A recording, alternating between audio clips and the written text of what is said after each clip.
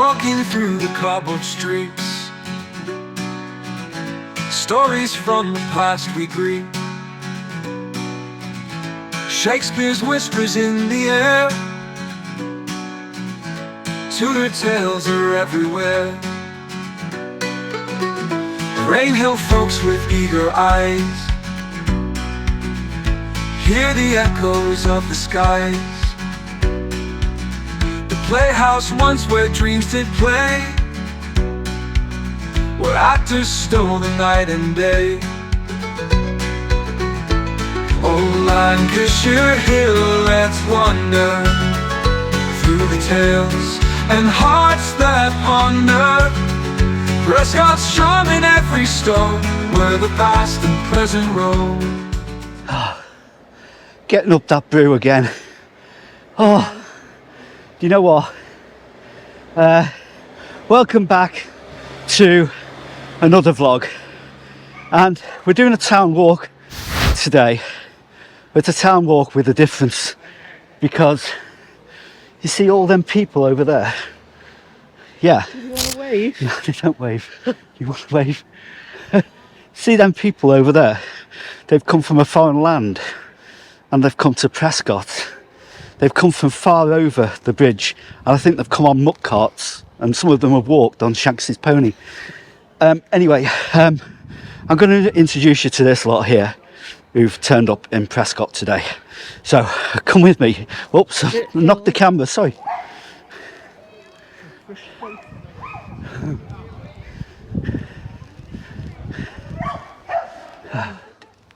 I presume you all know me? No, you don't know me, okay. We do local history vlogs on Prescot called Born and Raised in Prescot, and it's been going for about 10 years now. So we're going to vlog this this incursion into our township from a foreign land. And I presume that you walked here, did you? Did you walk here? Yeah, did you come? I don't think so. No, you didn't. No. Oh, did you come on the... So you didn't come on the back of a muck cart? No. Oh, okay. We've devised a walk for you today, so we'll have a walk around for an hour. It's a gentle walk around Prescot, a nice, easy walk that's not going to tax you too much, but hopefully the church bells is nice. There we go.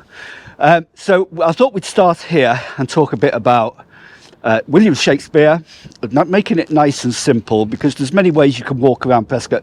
So we'll do a little talk about William Shakespeare and Tudor Prescot and making a midden as well.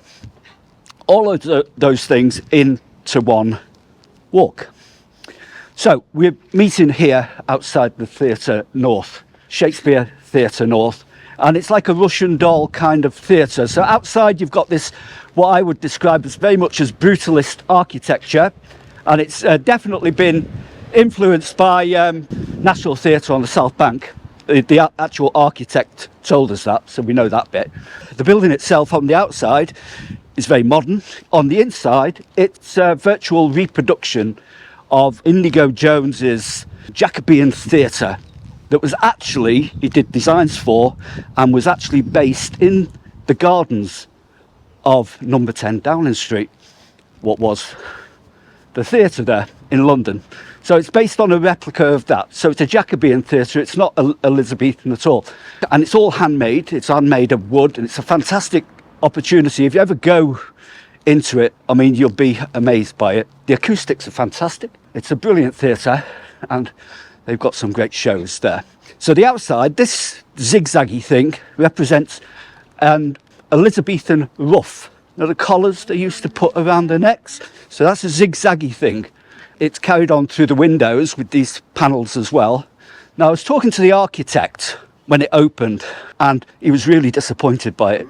He said, well, 2 million has been shaved off this theatre, because around the side there, if you go around the side, you'll see it's quite flat.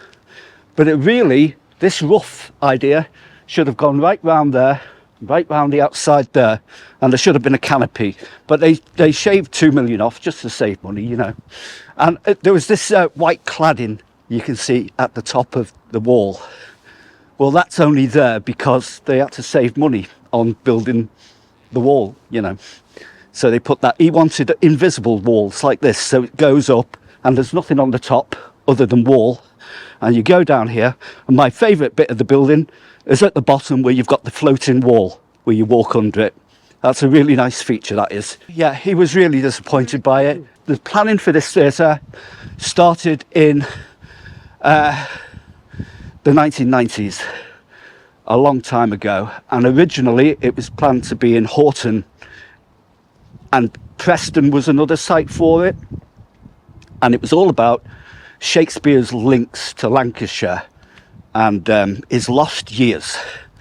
Now, it's said that Shakespeare, there's a lot of time that can't be accounted for in Shakespeare's life. And there was a period between 1582 and 1592, 10-year period, where he's disappeared. And he was said to have gone to the provinces. And the north of England, he had connections with. And he had connections with 3 families. And that was the Darbys at Knowsley Hall, the Hescots at Rufford Old Hall, and the Hortons at Horton Hall. Prescot at that time was a Catholic stronghold, and during Elizabethan period, the country was in turmoil just after the Reformation, the Henry VIII's dissolution of the monasteries, and Protestantism. So Catholics were persecuted. But in Lancashire, and particularly in Prescot, during Elizabethan times, it was staunchly Catholic. So it's a Catholic enclave. And it's suggested, and find out information about Shakespeare. It's like looking for an exoplanet outside a distant star. You can't actually see the planet, but you can see the little fluctuations in the star. And that's how we know all this stuff. We don't actually know he was here for certain. We don't even know if he visited here. But the inference is, because of reports and people who knew him, that he was actually here, and he had strong connections with the northwest of England and Prescot in particular. And the reason it was built here, and they decided upon it being built here, is because we have definite records of a Elizabethan theatre in Prescot, and they were discovered in the 1930s by a person called FAB, who was a local historian. He found these records, and if it wasn't for him, Francis Arthur Bailey, we probably wouldn't have a Shakespeare North here today. That was the introduction, by the way. It's going to get better from there on. We'll go down this way. Okay.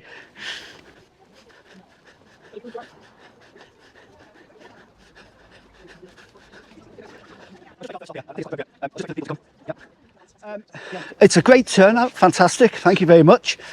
I just stopped here. This has just been renovated. This is about the new and the old in one street.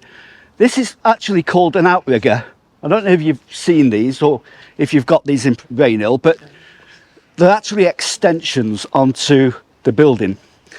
And these outriggers were all over Prescot. There's only a handful remaining now, and they were the old watch workshops. So the watch workshops will be divided into 2 sections. On the ground floor, you would have heating, and the heat would rise, and the workshops would be at the top. And you'd have a row of windows, so you could see how to make watch parts. And each watch workshop would produce just one part, so they just concentrate on one bit of a watch. So there would be spindle makers, and there would be people to make the hands and the faces and the cases, and they'll all be made in different workshops like this, these cottage industries, and they would be brought together into a Prescot watch. It's great to see it on here. I've actually never noticed this before they renovated it, because it was dilapidated, and they've renovated it really tastefully, and it's nice to have it on this street. But they were all over Prescot. You can't see many of them now unless you've got a drone, because a lot of them are on the back of Eccleston Street. And it's things like this that made Prescot a world leader in watchmaking. And a lot of the work was done by young children as well, tiny hands. And they had a curfew at night, where they couldn't work at night because it damaged their eyes. So there used to be a curfew bell that went off at the church to stop the watchmakers working at night, and that was strictly adhered to.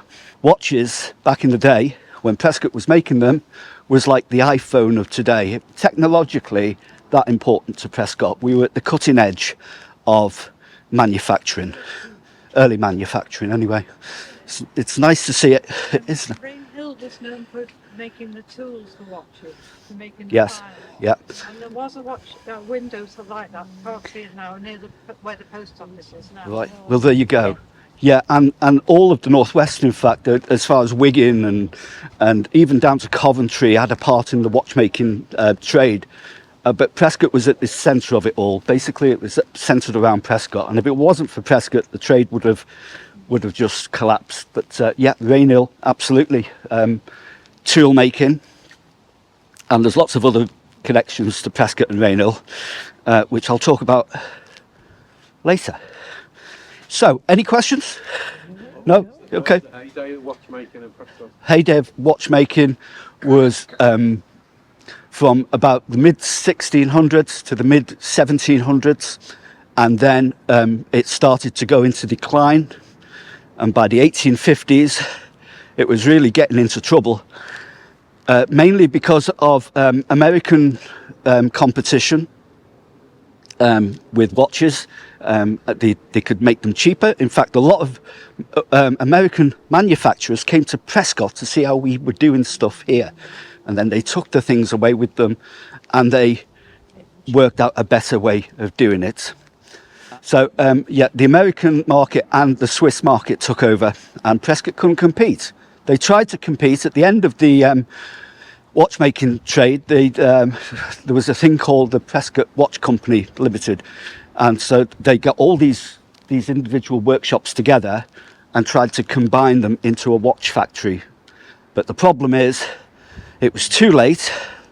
They were too late in the market, and they tried to diversify. So they were doing too many watches, too many things, you know, and so they just couldn't compete. I mean, they did try. They tried the best, and I suppose they were bitterly disappointed that they didn't actually do anything. But that's history, isn't it? So it's yeah, it's They closed down, Philip, the last of the little workshops. the last of the little workshops was 1959, and we're going to pass down that on Eccleston Street, the last workshop, which there was a campaign to save it actually and turn it into a museum in the 1950s, but unfortunately that didn't happen. Does anyone have a Prescot watch at all? Of interest? No. You don't have a Yeah. Oh, have you got one? It's down from a great granddad sort of thing. So. But There yeah. you go. They're fabulous things, the Prescot watches, the gold plated as well. People service them, don't they? They still service them, and you can get them working. You know, you buy them cheap on eBay and then get them serviced. It probably costs you more to get serviced than it would to buy it, but you know, yeah, they're great, they're great things.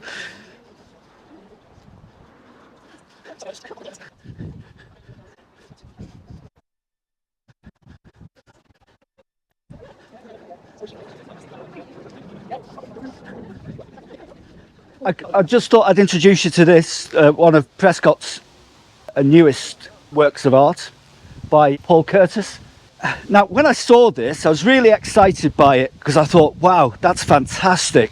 It's an artist who's actually picked up on the history of Prescot, because Prescot was world known for its manufacturing of chronometers. They were ship navigation devices, and I thought, fantastic. We've got an ocean-going clipper here, going to the West Indies or further afield, collecting tea from India or something like that, and then you've got the clock, which is the chronometer, but apparently it's not, and he's got a little write up there, and I was really disappointed that he hadn't picked up on that as a public piece of art, because basically what he's saying is that the church here, the steeple and the spire, were navigation devices for ships on the Mersey.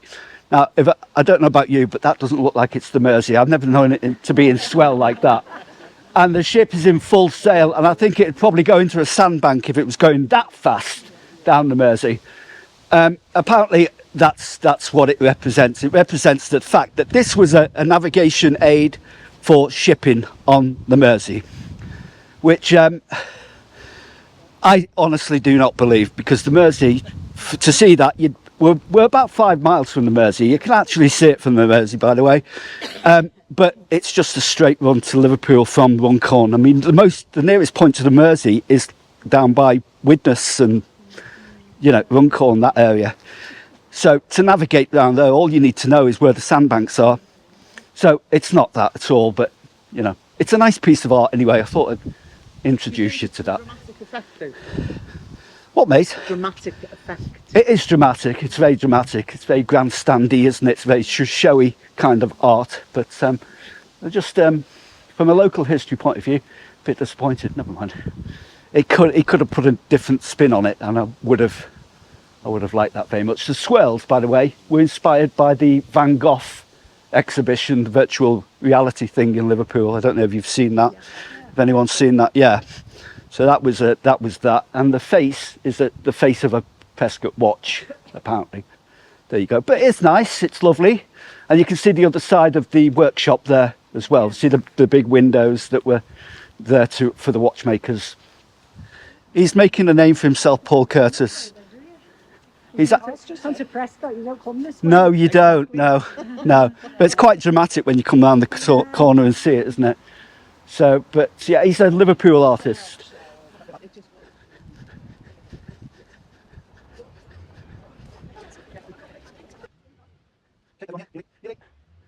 I presume, coming from Rainhill, you do come to Prescot occasionally, do you? Oh, yeah. Yeah. Well, that's nice to know, yeah. My family's got a lot of connections with Rainhill, and two of my uncles went to St Anne's School in Rainhill, and I used to bunk over Loyola Hall, was it, when I was a little boy, and do some night fishing. And that's where I saw my first heron, in Rainhill. So we were just night fishing we shouldn't have been there really, we sneaked over, you know. 1970s, I've grown up since then. So, St Mary's Church, it was really, back in the day, it was dedicated to All Saints Church. So we know it's a very old church. We know at least 2 churches have been on this site. I've seen figures for 4 churches, but I believe there's about 7 churches been on this site. If Shakespeare had come, he wouldn't have seen this church, because this church in 1555, it was described as being dilapidated and ruinous and in a state of disrepair, liable for it to collapse. So between 1555 and 1610, the church was rebuilt. So a lot of what you see here is from 1610, this bit here. Apart from the bottom bit, the North Chancery, that's from 1410, so that's 200 years older than this church here. The tower, when it was built in 1610, soon after it was built, got struck by lightning and collapsed, basically. So the Jacobean tower, it was no longer, and it was replaced in 1729, and the actual architect of that was said to be Nicholas Hawkesworth, who was a pupil of Wren, Christopher Wren, and it's in perfect proportions. Now, it's divided into 2 bits. You've got the tower, which is also known as a steeple, by the way, and a spire. Each part is symmetrically equal. The tower is 75 foot high, and then again, the spire is another 75 foot high. So it's perfect symmetry. It's what gives it that absolutely perfect proportions. It's a beautiful church. It's what actually finishes the church off.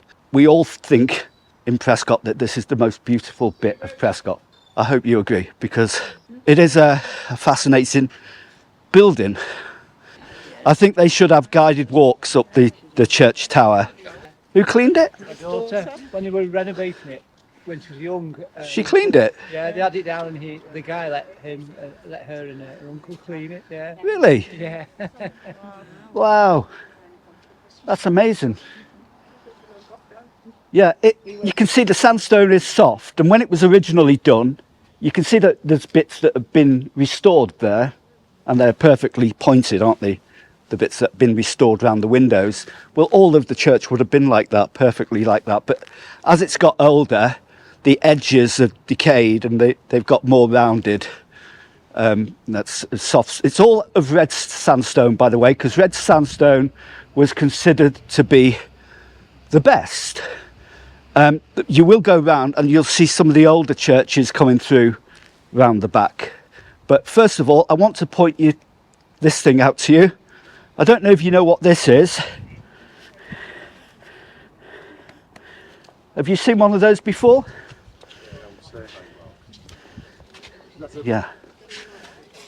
You're right. It's called a benchmark. Now, there was a tradition that brides, when they went into the church, would go like that for good luck, because it looked like a hand. Yeah. But that was a Prescot tradition, that you just touch the benchmark there, go in, and then hope your life wasn't ruined when you got married. Anyway, so that's called a benchmark, and that actually, for cartographers and map makers, is a very important mark, because it actually indicates the elevation of the church at that level, and it's elevated to 262 feet above sea level. So that's how high it is here above sea level. And that's why it's so difficult getting up that bloody brew.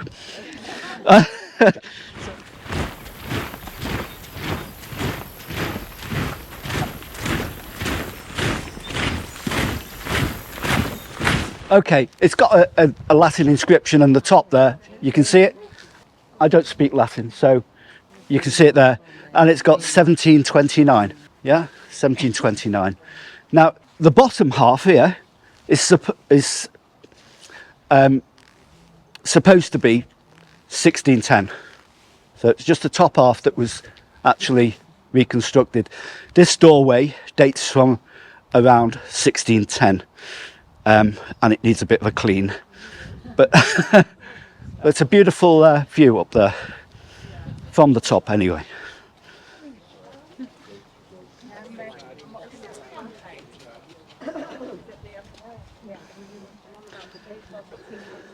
So these inscriptions, initially when I looked at them, I thought they were something to do with the rebuilding of the tower, and they may still be, but we're not unsure. They're a bit wayward, the way that they've just been put here randomly almost. And we've got a date there of 1751 and 1724 and 1750 something or other there. And the common thinking now is that they are ancient graffiti. If you've ever been to a National Trust or English Heritage property, you will see this kind of graffiti going on. And they took a lot of time, didn't they, chiseling these out into these Roman numerals. But that's apparently how graffitiists used to work back then. I suppose they had a lot of time on their hands. We've tried to research who these people are. James Mayo, but we've just come to a blank at the moment. But perhaps we could do a little thing with Prescot Historic Society and see if we can do a bit more on it. So there's still a lot of things to find out historically about this church. This bit here, where that wall is, was where the priest coat is supposed to be. The priest coat is where Prescot gets its name from. Prescot, priest coat, which means a priest's house. So it was a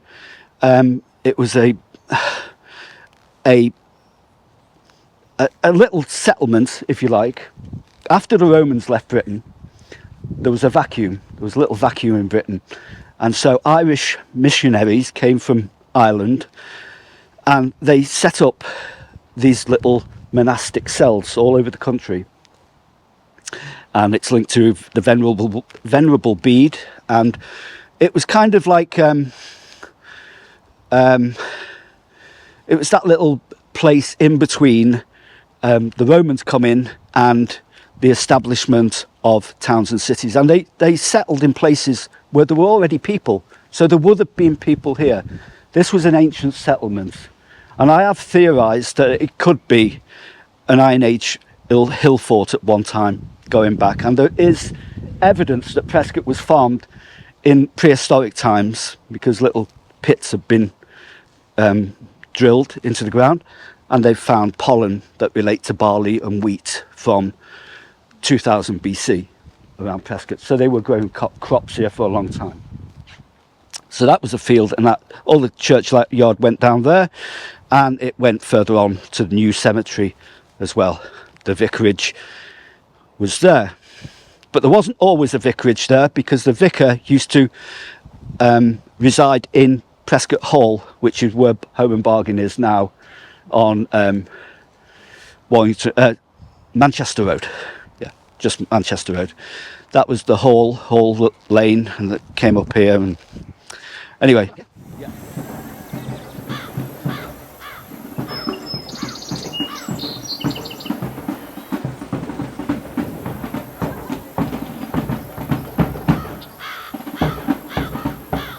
Didn't expect this today, did you? Inside the church you will see a font, which we can't go inside now, but if you ever get a chance, they do have open days. So there's an Anglo-Saxon font in the church that we believe is from an earlier church that was on this site. The war memorial here is the very first war memorial ever to be erected in Britain. It was erected in 1916, but it didn't stand here. It stood over the other side of the church in Church Street. But in the late 1960s, early 70s, it was moved to here for road widening, basically. That was the excuse. That's what they said it was for. I've since found out that Prescot Urban District Council with Lancashire Council were planning to put a 6-lane motorway right through Prescot, coming up here, Marketplace, just skirting the church here and going down onto Liverpool Road. 6-lane motorway, 70 odd feet wide. It would have taken up all this area here. It would have cut the town in two if the plan had gone ahead. Luckily for us, it didn't go ahead. So they moved this thinking that that was going ahead, and they also knocked down loads of houses down Derby Road, and that needn't be knocked down. They were lovely historic houses, but they knocked them down. And the town hall that was here, the magnificent town hall, Prescot Town Hall, that was built in the 1750s, that stood just there, and it could have been saved. There was a campaign in Prescot to save that town hall. It was absolutely one of the finest town halls that you could imagine, but it wasn't saved. It was knocked down. We've now got this empty space here that people still don't know what to do with. Anyway, they moved it here in the late 70s, in the early 70s, sorry, and it's said to be a Tommy from the First World War, the Pals Regiment that was based in Prescot. Average Tommy, and he's actually standing guard, and he's facing towards France because, of course, the First World War, that's a lot of people died in France and the countries over there. That's that bit. You still want to carry on? Yeah. You still up for it?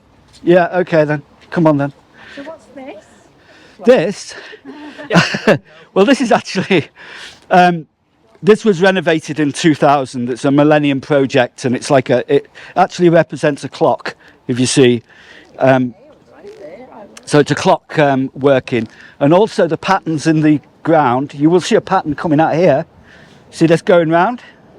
And if you follow the pattern round, it goes to that other circle that's over there, and it's supposed to be like a watch spring, a spring of a watch.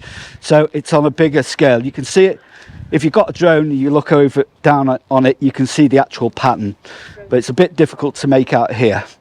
What they do is at Christmas time they take this out here, and that's where the town's Christmas tree goes, in that spot.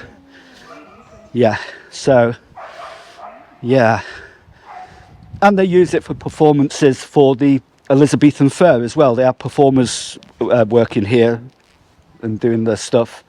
So it's got a multi-use. In fact, this whole area is well used for that kind of thing. It's nice to have a big area in a town where you can do that kind of thing. The market was here. This was the centre of the town. This is where everything happened. This is where the Tudor markets were thriving. And the very first shops in Prescot would be here. Purpose-built shops I'm talking about. Because all shopping back in Tudor times was outside. You had the outdoor markets and you'd go weekly to a market. And that's where you'd get all your produce and stuff like that. There were a kind of shop, but they weren't really shops. They were people's houses. So you'd have a row of houses here where they would have like little boards that they'd put down, and they'd open the windows and they'd sell whatever goods they were producing or whatever. It wasn't a purpose-built shop. It was just a person's house. And it's where we get the term alehouse from, because alehouses were people's houses where they'd brew beer. And they made a roaring trade of them in Elizabethan times, because in Elizabethan times there were over 40 alehouses in Prescot, 40 alehouses, and there was only a population of 400. Now do the maths, come on. 40 alehouses, 400 people, what is that? What, 10 people for every alehouse. There you go. It was a town of drinkers. And it really was a town of drinkers. So before you had shops, you had alehouses, right? Them alehouses, they would put a stick outside with a little sign on them to say, the beer's ready. And okay, so you'd take your tuppence or your halfpenny and you'd go round there, such and such a person's got ale there, right? So you'd all pile in there. And it's the same all over Prescot.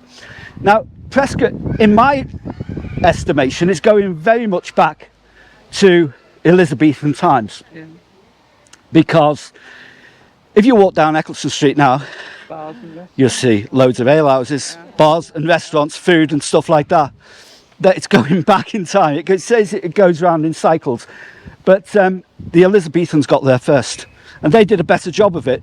What happens is, this was a tiny township. It wasn't big. It's only 400 people here, but people from Rainhill for a start and Wiston would come in and be entertained, and they'd come here for a good night out or a good day out or whatever, and they'd drink, and they'd just, farm workers, because it was very rural.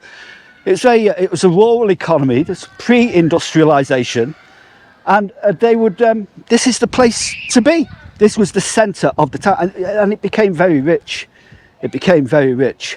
And Rainhill gave 10% of their tithes to Prescot. Now the tithes, you had a tithe barn, and the wealth of a town back in the day was not measured in money, it was measured in corn. And you've heard of the corn exchange. Well, corn, you could weigh it out, and you could weigh out how much it was worth, and that would give you your wealth. And the wealth was then creamed off by people. There were lots of rich people in Prescot, but they weren't the workers, and they weren't the farm workers, and they weren't the people who did all the work. They were the likes of the Darbys and the stewards of the land, the court leetons. They were making lots of money in Prescot. And also, it was owned by King's College, Cambridge. And that's the reason why we know all this, because that ownership by King's College, Cambridge, they were siphoning money off as well for the college, by the way. It was given to the college in 1400s by Henry the Seventh, I think it was. Was it Henry Sixth? Henry the Sixth, that's right. So it was given to the college, and they were making money on Prescot. It was a rich township. We had 15 townships, Prescot, going right the way to Rainford, to Widnes, and Rainhill, and Wiston, and Bold, and loads of other townships anyway. And all them townships had to give 10% of their wealth to Prescot, and the money was flooding in. The corn was flooding in, and they sold the corn, and etc., etc.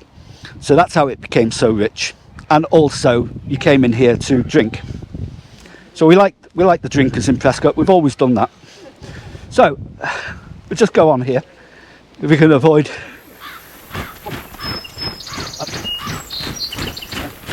You will see lots of new businesses like this opening up, which has taken like a 1920s theatre theme.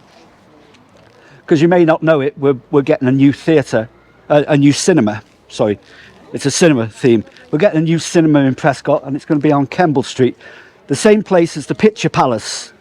Does anyone remember the Picture Palace? Yeah. Well, they're actually renovating it at the moment, and it's going to be a art house cinema, I suppose you'd call it. But the films that you can't watch anywhere else, but a total experience of going out, and it's different from the traditional theatre.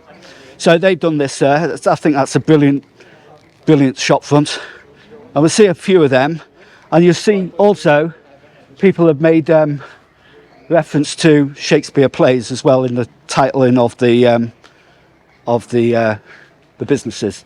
So it is on the up. It's only been open 2 years, the theatre, so it's early days. Somebody asked me about the last watch workshop, in fact, in Prescot, and it was actually down this alleyway here, and you'd go down the back, and it was Harry Pybus's workshop, and it closed about 1953. It was supposed to be preserved as a museum. That was the hope of it, but it's been demolished now. What's So his name? Harry Pybus. Pybus, yeah. It is, yeah. So he was the last one, independent watchmaker in Prescot.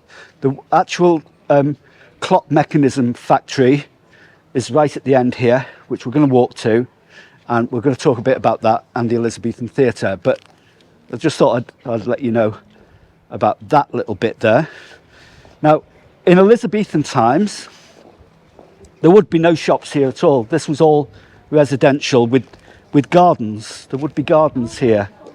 So the market hadn't spread down this way. As I said, there were no shops back then. It was just all markets. I'll just draw your attention to there.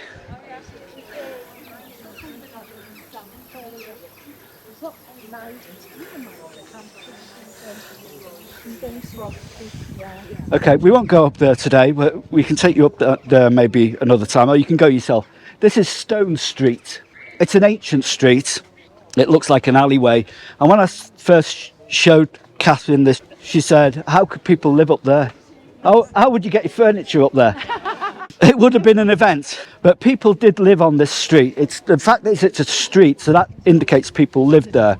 Rather than an alleyway or a went or something like that, it was a street. It was Liverpool Street, and it was divided into odd numbers on the left and even numbers to the right. But it's only when you get to the top of the thing that you can see it opens up a bit, and you can actually get up there and get stuff up there. It's also the route of an ancient field boundary, and if you notice, it curves, and as you go up you will notice that it all curves, and all of these houses and properties here, they all do the same. They all curve, and they're all based upon the Tudor boundary lines for fields, because these were all farmers' fields, and they were divided into what's known as a burgage plot. So all plots of land where you could grow stuff. It's south-facing, and it was based upon one person who was able to plough a bit of land in one day with one oxen, and that was the size of them, and they're all equal size on the north side of Eccleston Street here, and they curve because they used oxen to plough the land. And oxen are very strong animals, oxen, but they tire very quickly, right? So with years of continually ploughing uphill, the oxen, if you've got two oxen on a plough, one of them's going to get tired. And so they're not going to plough in a straight line. So they've got, they're going to go curved. They're curved off. So that's why all these places here are curved. It's an ancient An ancient ox is responsible for that curve. That's the old cinema. I don't know if anyone's ever been to that cinema. Limehouse Cinema. Yeah, the other one was the Flea Pit, wasn't it? Not that I remember, but my uncle went there a lot. 1922, and they were both owned by the same company, by the way. The same theatre company owned them. Yeah, and there's a story to be told about that fellow who owned them theatres, cinemas. So, nice piece of art. Another piece of public art.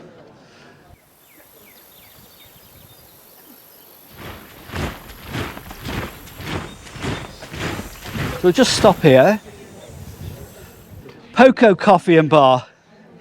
Apparently they've got ghosts. They've got 3 ghosts apparently, I've been told. Yeah, so I might do a ghost walk. Maybe I'll dress up for that one. This dates from 1614, you can see there. Well, that bit does. And this bit is from 1927. Originally, there was just this bit here. And it was Hopping Bob's barber's shop back in the day. 1890s, something like that. And I believe he did a good line in dentistry, which we need that as well, don't we? We need a good dentist these days, don't we? We can't find one for love nor money. Anyway, this was the old Jacobean building, and this was built 2 years after the Globe Theatre in London burnt down. So there is a link to Shakespeare there, but Shakespeare wouldn't have known this building here because he wasn't here in 1614. That's a reproduction, an exact replica of this one. And back in the day, it was the gas showrooms. You remember it was the gas showrooms?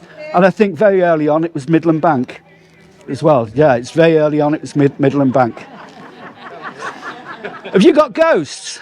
You what? There you go. There's your ghost. We'll come in later.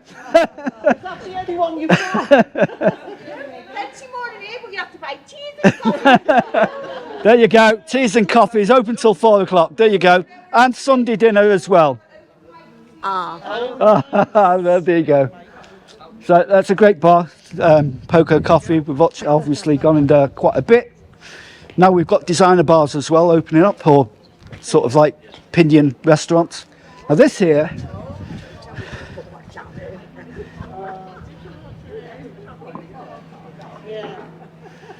Do you fancy walking down a medieval street? You can come down here if you want. Okay, this was T Street. I did say about the oxen and the bend. You can see it again there, can't you? This was the old T Street. In the late 19th century, it was full of what I'd describe as Irish immigrants. Second generation Irish immigrants came here. It was very overcrowded, this area. There was a scheme underway.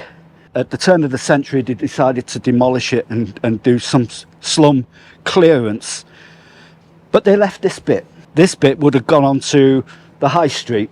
Instead, they demolished all the houses here and they finished in 1912 one of Prescot's newest streets, which is this one up here, which is Leyland Street, which we'll just walk down. So this is Leyland Street.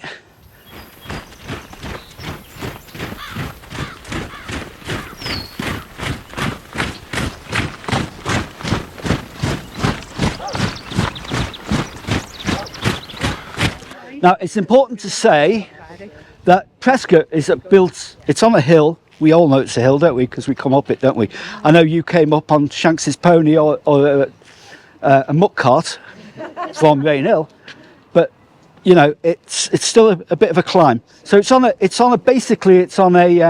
sandstone escarpment that was left here during the last ice age, I suppose, and the sand actually comes from a time when Prescot was a tropical beach.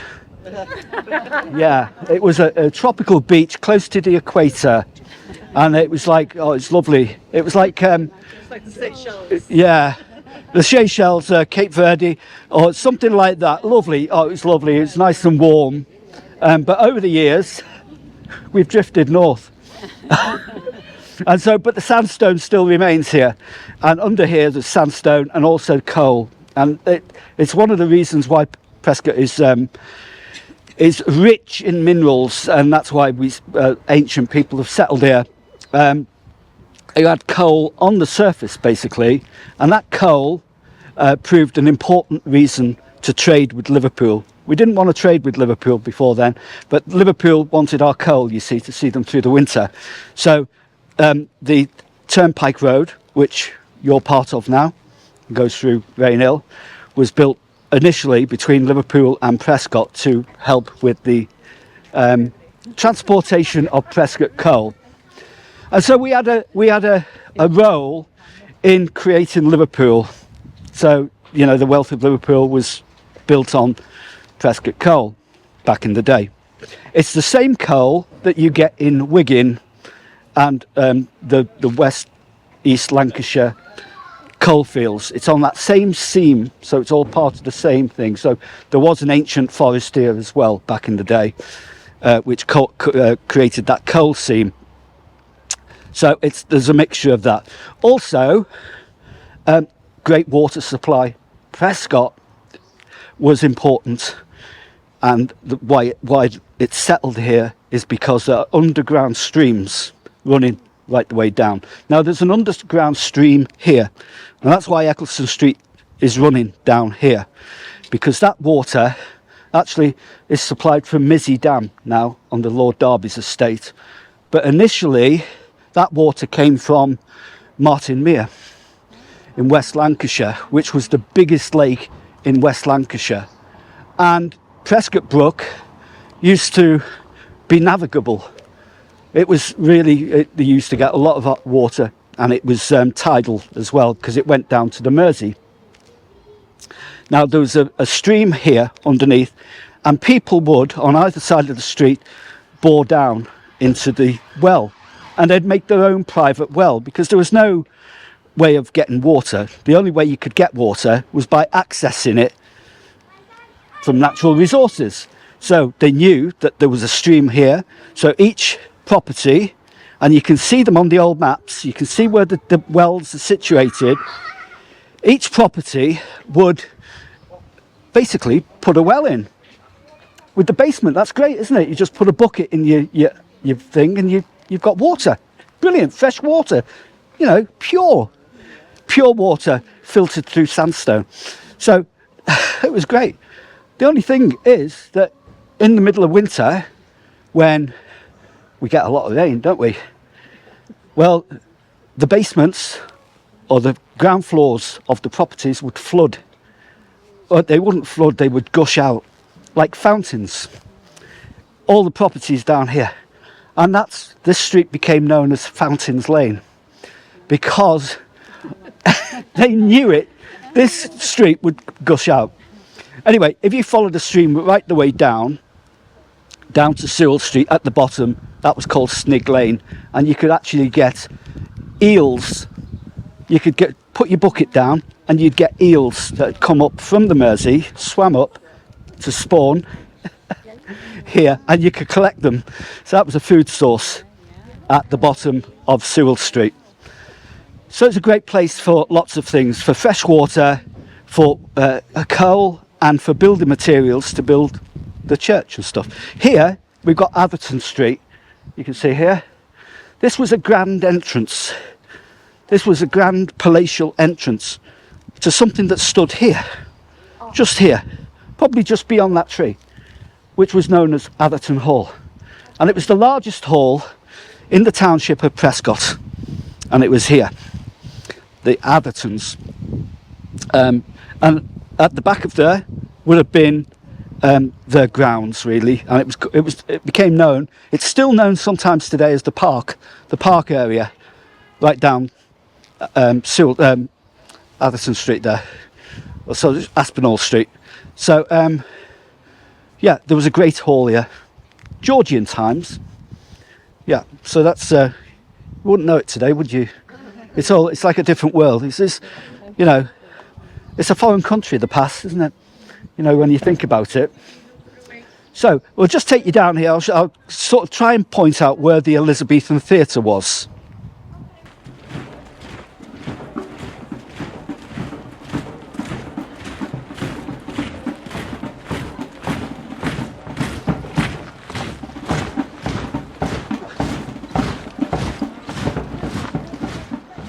So how did you know about Atherton Hall? Have you done a bit of work on that? A bit of research yourself? Yeah, yeah.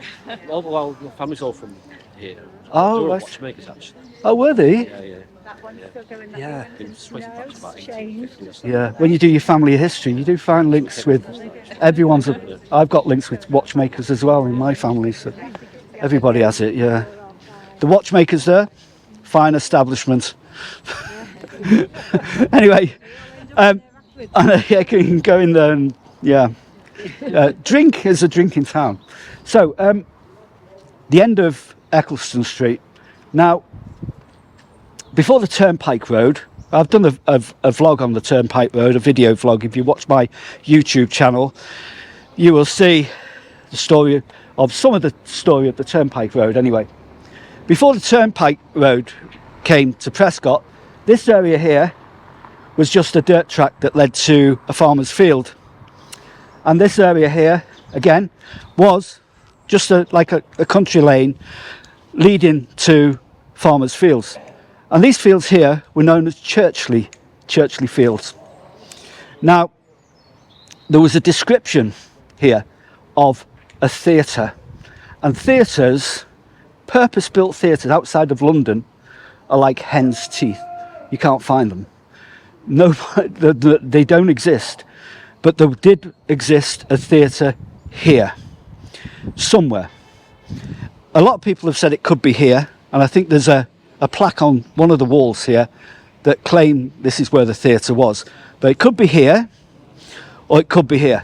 And the only way we'd know where this Elizabethan Tudor theatre was is if we excavated it in some respects, or we got the time team in to do something on that. We won't really know unless we dig, and we've got some hard evidence. Anyway, there was a theatre here, and we've got evidence of the theatre. It's all documented, and it was said to be half the size of the Fortune Theatre in London, which again was a Shakespearean theatre. It's not like the Globe, so you won't expect it to be a circular thing like that. It was more like a proper theatre that we'd recognise today. But it'd have an open roof because they had to do all the performances during the day. They had no electricity. So all the performances here would be done during the day. And the reason why people think that Shakespeare came here is basically his links to Derby and Ferdinand, the 5th Earl of Derby. He was called Lord Strange. He may have come down the street and saw a little mural to Lord Strange on one of the pubs down there. Well, he had links to the London Theatre, and he also owned a theatre troupe that William Shakespeare is known to have performed with. And it is inconceivable that if he owned that theatre troupe, that he wouldn't have invited them up to Knowsley Hall. And we have evidence that the theatre troupe did perform at Knowsley Hall, and also we have a theatre in Prescot. Now we have a theatre here in a drinking town. We have a theatre here in a debauched drinking town, which is a perfect place for a theatre. That's how theatres existed back in Tudor times and stuff like that. They were bohemian in nature, and that would have appealed to Shakespeare's nature and the townspeople as well. So what they'd do is put a flag up whenever a performance was on, and they'd all pile into the theatre and see the shows. So you can imagine that William Shakespeare did appear here in Prescot, but we can't be certain. But I quite like the fact that he did, and we've got a theatre, haven't we? And that's a great thing.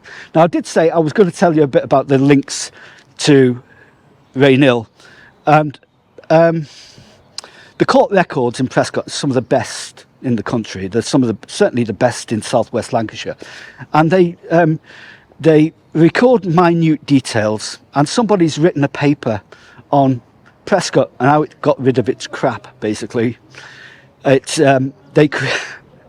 this is disposal of human waste, and this is recorded, by the way. It's not.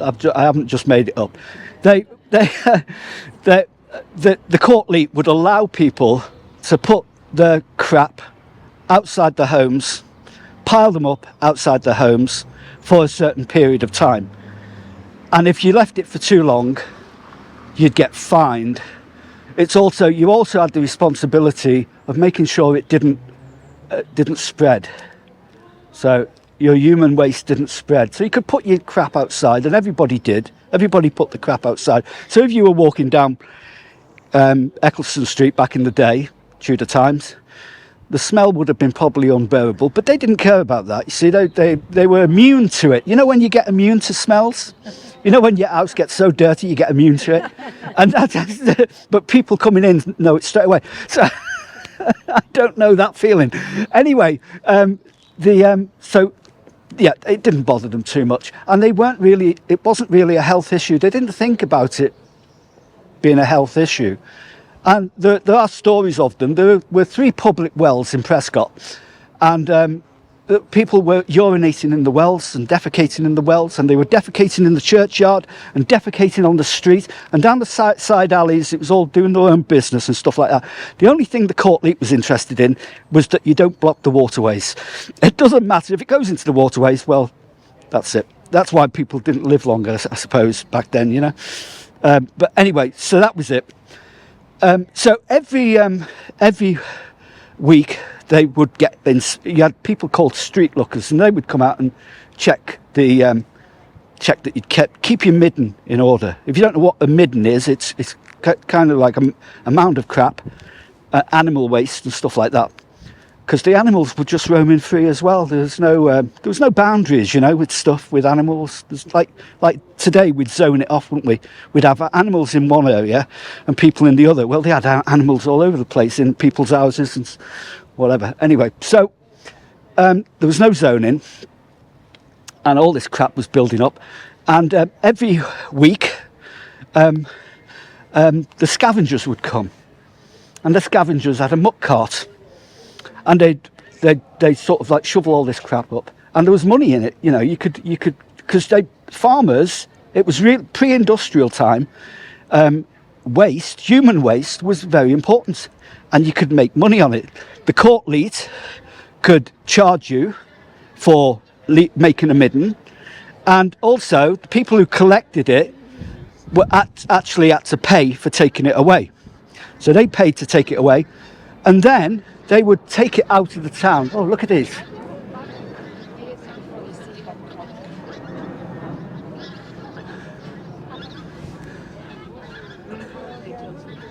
Bye-bye, they're going somewhere.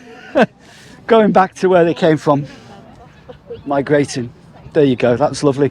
Give them a wave off. Yeah, wave them off. There we go. That was lovely. So, Well, there's more coming. oh wow. We're on a migration route, aren't we?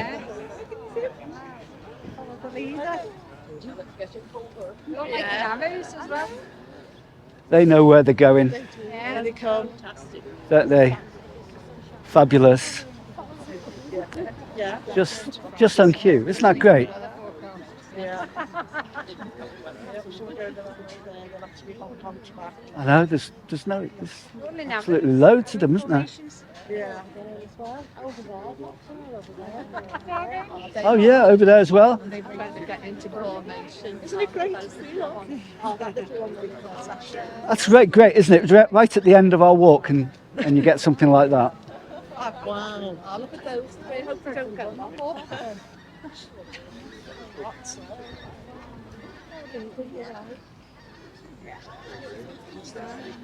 So, To get them back in. that was lovely. So, yeah, every week the scavengers would come with the muck carts, and they would had a great job of just like shoveling all this stuff up. All the solids would be put into the mound, and all the liquids would go down a gully in the middle of the street into the river or wherever your water source was. Yeah, anyway. So that was that, and they would have to pay the court leet to take it away because they could get money on it then. and they'd take it out of town as long as they got a backboard on it. That was important. You put a backboard on it because you don't want all that crap coming off the back, do you? You know, when you're taking it out of town. And they used to take it to the stoops. Does that ring a bell? To the stoops? Rainhill Stoops. Rainhill Stoops, and that's where all the crap from Prescot. You got all our crap, by the way, for your lovely fields down there. And the farmers would come along, and it would compost down, and they would pay to take the compost away to spread on the fields and have lovely crops and stuff like that. It was a recyclable kind of thing. It wasn't a bad system, actually. It was very good. No regards to health and safety and stuff like that, but that's where Prescot's crap ended up, in Rainhill and other places as well. Basically what they'd do is put a post up, probably a tree trunk, and it would all be piled around that, and that would make a mound. That's how it would work, and it'd just be, over the time, it would get enormous, and the smell of it, etc. Is it still there, Rainhill Stoops? Yeah? Is it nice? Good and healthy. The air out there is fantastic, isn't it? Very countrified out there. So I think that concludes the walk today. But it's been a nice walk. Thank you very much for coming along. I don't want to flog you these, by the way, but I am a writer as well, and I have written one book. Well, I've written more than one book, but I've had one book published, and I've got a handful of these books in here if you want one. Only a £5 today, but if you don't want one, don't worry about it. You can get them online. It's not a hard sell, this, but it is a history book. It's not about Prescot, but it's about something that's close to my heart, which is pavement art, street art. So this is about Alice Coleman, and she was one of the very first professional street artists who paved the way for people like Banksy and the Paul Curtis street art that you see down there, and all the other street art, the acceptable street art that you see around. Alice would have approved the Banksy film. No, I don't think so, but it's a fascinating story about Alice, and it's an untold story about a late Victorian pavement artist. So yeah, I've got a few copies, only a handful, but if you want one, you can have one. Thank you for coming. It's been most enjoyable. I found you to be very knowledgeable. You've certainly, yeah, it's been great to see you all, and what a way to spend a Sunday afternoon. It's great, isn't it? And I just had our thanks to Philip. I wasn't sure whether I would be able to do the whole walk, but I'm so did well. pleased to have done. You did really well. Because he stepped in, well, he was invited and he volunteered to take over the walk. We try and do a walk on the first Sunday of every month. Oh, see, so yes. The next one, I think, is the 3rd of November.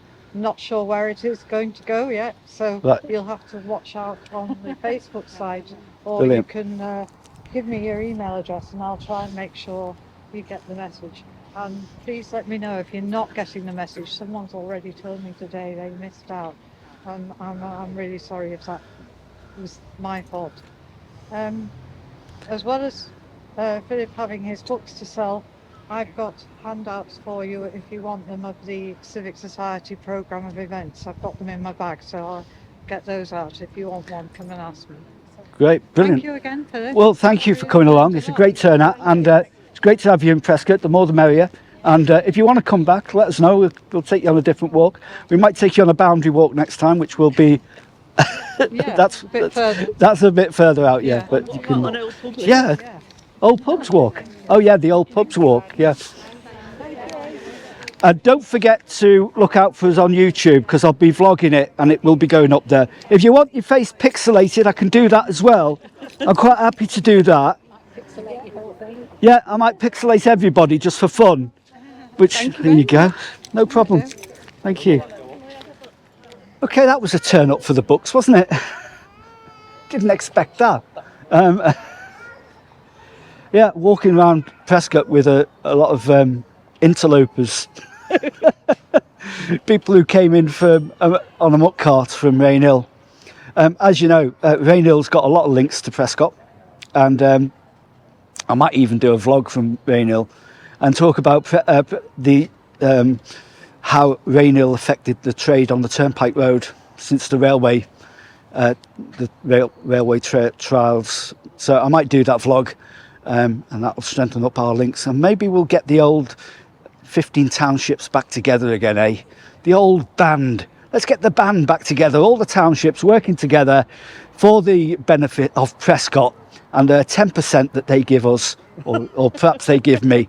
We could do that, couldn't we? We could get the old tithe barns back, and the old system.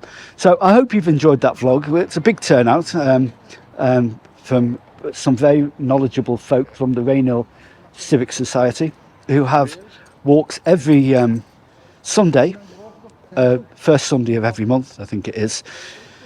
And I kicked off the October one, so I wonder where they're going next.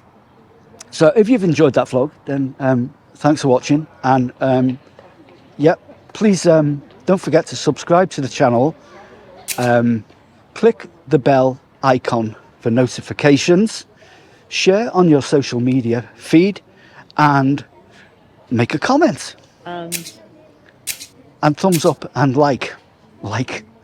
There's so much you've got to remember when you're doing YouTube, isn't there? Who invented all these things that you have to say? And do you have to say them? I don't know.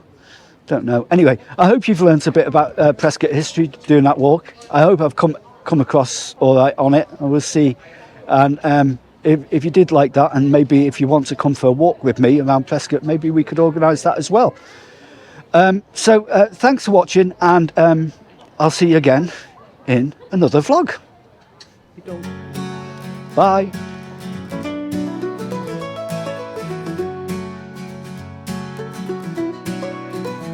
Walking through the cobbled streets, stories from the past we greet. Shakespeare's whispers in the air, Tudor tales are everywhere. Rainhill folks with eager eyes hear the echoes of the skies. The Playhouse once where dreams did play, where actors stole the night and day. Oh, Lancashire hill, let's wander through the tales and hearts that ponder. Prescot's charm in every stone, where the past and present roll.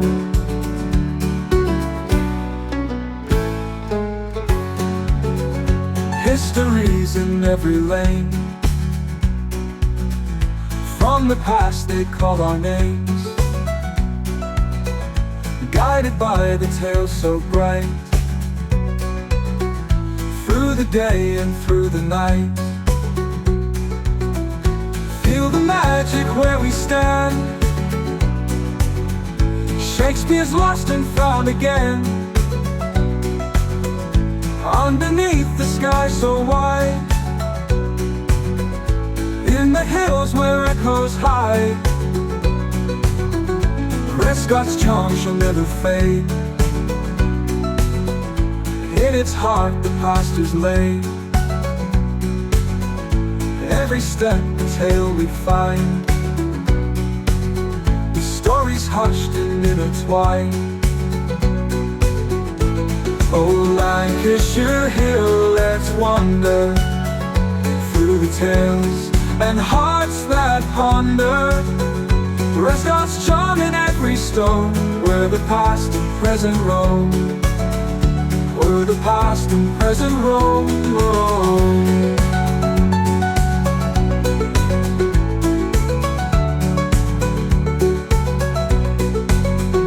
Histories in every lane, from the past they call our names, from the past they call our names, guided by the tales so bright, through the day and through the night.